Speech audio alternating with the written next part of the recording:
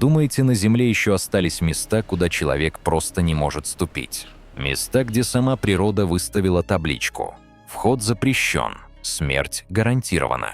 Вы ошибаетесь, если думаете, что таких мест больше нет.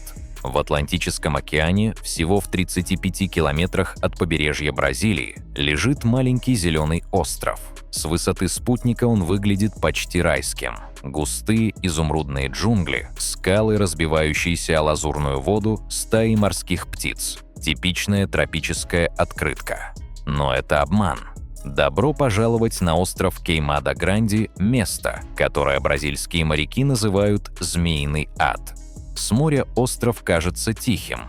Ветер колышет низкие деревья, белые чайки кружат над скалами, а океан разбивается о берег мягким глухим ритмом. Но стоит сделать один шаг вглубь острова, и идиллия исчезает. Здесь на каждом квадратном метре может находиться одна змея, иногда больше. Главный хозяин острова – Bothrops insularis, золотистая копьеголовая гадюка. Один из самых редких и самых ядовитых змеиных видов на планете. И один из самых смертоносных. Когда-то, около 11 тысяч лет назад, уровень океана поднялся после окончания ледникового периода. Небольшая гора у побережья Бразилии оказалась отрезана водой.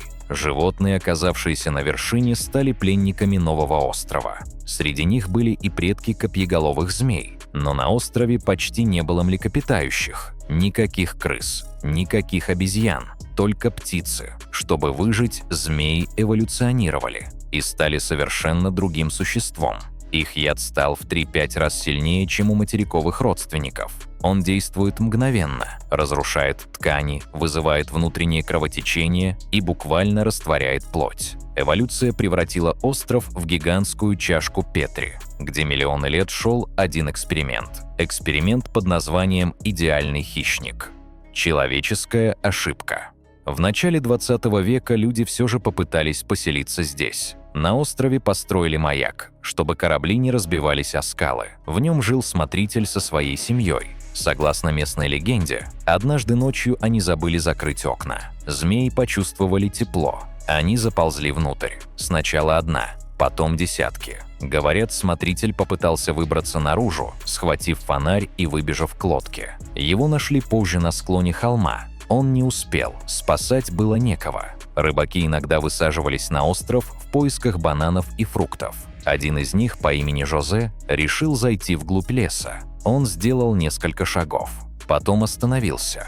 Под ногами что-то шевелилось. Он посмотрел вниз. Змеи. Десятки. Говорят, он успел крикнуть только одну фразу: «Боже, они везде». Сегодня остров закрыт для посещения. Бразильское правительство официально запретило людям высаживаться на остров Кеймада-Гранди, и это не туристическое ограничение, это мера выживания. По оценкам биологов, на острове может жить от 2000 до 4000 змей. Некоторые участки настолько плотны, что на одном дереве можно увидеть сразу несколько змей. Единственные люди, которым разрешено высаживаться здесь – ученые и военные. И даже они делают это в тяжелых защитных костюмах. Представьте, что вы стоите на этом острове прямо сейчас. Ветер несет запах влажных листьев и соли. В траве слышится тихое шуршание. Не одно, сразу несколько. Где-то рядом сухо треснула ветка. Вы опускаете взгляд. Золотая чешуя медленно скользит между корней деревьев. Еще одна. И еще. Остров не шумит. Он шипит. И в этой тишине становится ясно одно. Здесь человек не хозяин. Он просто добыча.